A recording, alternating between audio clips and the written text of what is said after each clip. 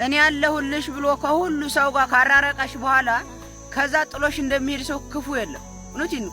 ምን አለ ከሰዎች እንኳን ባይለይሽ እሞትልሻለሁ ምናምን እንዳለው ነው። ምን አለ ከሰዎች ጋር ዝም ይብልሽ። ከሰዎች ጋር እንደ ወደዛም በዚህም ብሎ ግን ጥልጥል ያረግሽና ልክ ብቻሽን ስትሆኚ ጥሎሽ ይሄዳል። የዛኔ አንቺ የት ትገቢያለሽ? ምን መጠጊያለሽ? ትራስሽን ታቅፈሽ ማልቀስ እስትንፋስሽ በቃ እንባ ብቻ ሆኖ ይቀራል። እውነቴን ነው። እባክሽ ላግባሽ ብሎ ሲጠይቅሽ አንቺ ተግደርድረሽ እምቢ እኔ አልፈልግም ምናምን ብለሽ እሱ ጓደኛሽን ጠይቆ አግብቶ የሰርጓ ቀን ሽንጉርት ላቂታ ሆነሽ እንደዚህ ቁልጭ ቁልጭ እያልሽ ታያለሽ። ገለቴ ሁላ በቃ አየር ሲመጣ አታባክኑ። እውነቴን ነው። ኋላ ሲያገባ የኔ ትራፊ ከኔ የተረፈ ነው ወሰደ ማለት ከኔ የተረፈ እኔ በጣም ታስቆይ እምቢ ብላችሁ ሌላ ሳገባ ምን የኔን ትራፊ እኔ ጣልኩትን ቆሻሻ መልሼ ማስገባት ሲጀመር አይገባም እኮ። እንደው እኮ ያሁኑ ፍቅር ጊዜ ገደብ ስላለው የኔ ውድ አፈቅርሻለሁ ሲልሽ እስከ መቼ መጠየቅ አለብሽ። እውነቴን ነው። ዝም ብሎ አፈቅርሻለሁ ሲልሽ እስከ ዘላለም አይምሰልሽ። ለ15 ቀን ሊሆን ይችላል። እውነቴን ነው። አንድ ልጅ እስከምወልዱ ሊሆን ይችላል። ሳወልዱም ሊሆን ይችላል። ስለዚህ መጠየቅ አለብሽ። ውዴ አፈቅርሻለሁ ሲልሽ እሺ ውዴ ግን እስከ መቼ ማለት ያንቺ ፈንታ ነው። ባልና ሚስት ግን ቆይ ስትፋቱ አታፍሩም ማለት? እንደው ዝም ብላችሁ እንደው አይነ ውሃውን ስታዩ የሆነ ነገር ትዝ አይላችሁ ምናምን? ቆይ ከባድ እውነቴን ነው። ችግር የለውም ኖርማል ነው። አድራችሁ ምናምን ጠዋት እንዲህ ጠዋል በዛም እንደ ቆይ ችግር የለውም ኖርማል ነው። ማፈር ምናምን የለም። ተፋጠመ አሪፍ ነው። በርቱ በርቱ። ዝሮ የተፈታ ቢሆን ማግባት ነው እንጂ ዝሮ እኔ ሲጀመር እኔ በቃ እንደው ባልፈታም እኔ አሰብኩት። እኛ ለፍቅር ፈልገናችሁ ለቁም ነገር ፈልገናችሁ ሃይ ስንላችሁ ሰላም ነው ወንድም የምትይ ድድም ያድርግሽና የእናትሽ ላይ አይደለው የአባትሽ ላይ አይደለው የምን አባትሽ ወንድም ነው። በቃ ሃይ ስልሽ ሃይ አማን ነው እንዴት ነሽ የኔ ውድ ስል ሰላም ነው የኔ ውድ እወድሻለሁ።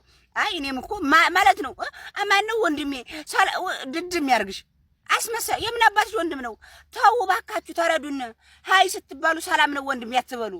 ወንድም የሚባል ነገር የለም እንዴ። እዚህ መከራ ቁም ይልቀር እንዴ። ፍቅር ሲጀመር ትዝታና ትምህርት ሆኖ ነው እንጂ የሚቀረው ትዳር አይሆንም። እውነቴን ነው። እንደው ምናልባት አንዳንድ ከ100% 99 የሚሆነው ተፋቃሪዎች ውድቅ ናቸው። እንደው ፈጣሪ ብሎት ከ101% ቢጋቡ ነው። ሌላው ህመም፣ ትዝታ፣ ስቃይ ምናምን ብቻ ነው ይዞ የሚኖር።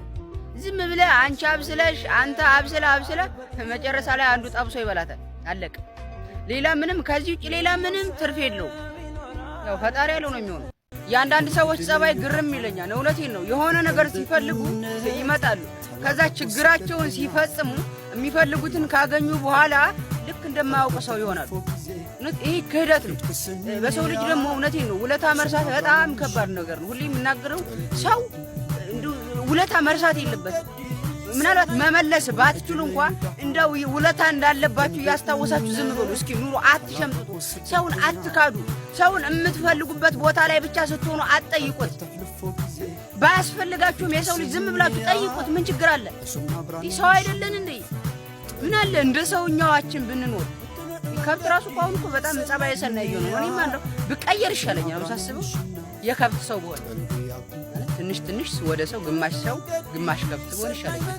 ማታ ማታ ዝም ብላችሁ ጊዜ ማሳለፊያ የምታወሩት ሰው አለ አይደለ? ለምን አተውቱም? ለምን ህይወቱን ትበጠብጡታላችሁ? ለምን ታሰቃያታለ? አሁን ማታ ማታ እኮ ደግሞ አሁን ይሄ ፍቅር አገላለጽ እኔ ከየት እንደሚመጣ ከሰማይ ነው መሰል እንደ በረዶ የሚወርደው ስጋ ሰንጥቆ ልብ ይገባን። አሁን በዚህ ደረቅ ሌሊት እንደመጋኛ ታስቃታለ። ከሳምንት በኋላ ግን በዚህ በሳቀችበት ሰዓት እንባ ይወርዳን፣ ደም ታለቅሳለች። እማትሆኑትን ሰው ለምን አተውትም? ለምን ኑሮውን እንዲኖር አትፈቅዱለትም?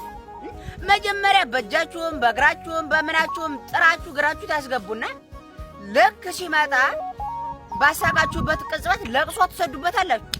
ኧረ ተው ወገድ እንተሳሰብ እንዴ!